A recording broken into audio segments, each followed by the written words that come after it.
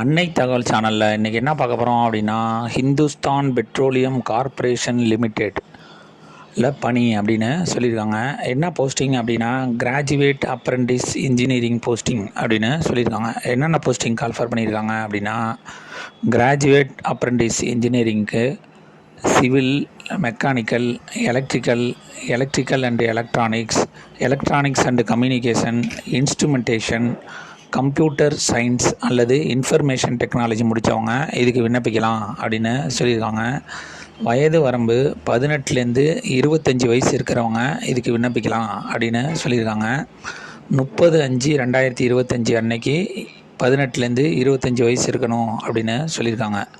Qualification என்ன எதிர்பார்க்குறாங்க அப்படின்னா, engineering graduate in civil, mechanical, electrical and electronics and communication, instrumentation, computer science அல்லது information technology முடித்தவங்க இதுக்கு விண்ணப்பிக்கலாம் அப்படின்னு சொல்லியிருக்காங்க.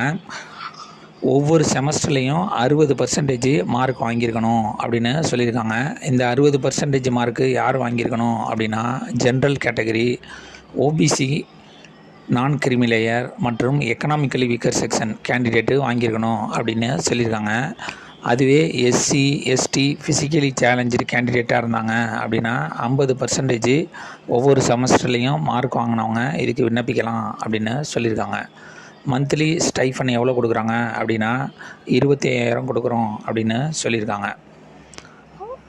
டியூரேஷன் 1 இயர் அப்படின்னு சொல்லியிருக்காங்க. பிளேஸ் ஆஃப் போஸ்டிங் எங்கே போடுவோம் அப்படின்னா, ஆல் ஓவர் இந்தியா அப்படின்னு சொல்லியிருக்காங்க.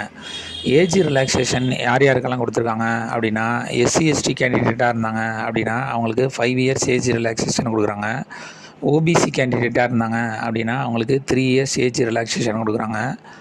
ஃபிசிக்கலி சேலஞ்சு, ஜென்ரல் மற்றும் எக்கனாமிக்கலி வீக்கர் செக்ஷனாக இருந்தாங்க அப்படின்னா அவங்களுக்கு 10 வருஷம் ஏஜ் ரிலாக்ஸேஷன் கொடுக்குறாங்க. எஸ்சி, எஸ்டி கேண்டிடேட்டாக இருந்தாங்க அப்படின்னா அவங்களுக்கு 15 வருஷம் ஏஜ் ரிலாக்ஸேஷன் கொடுக்குறாங்க.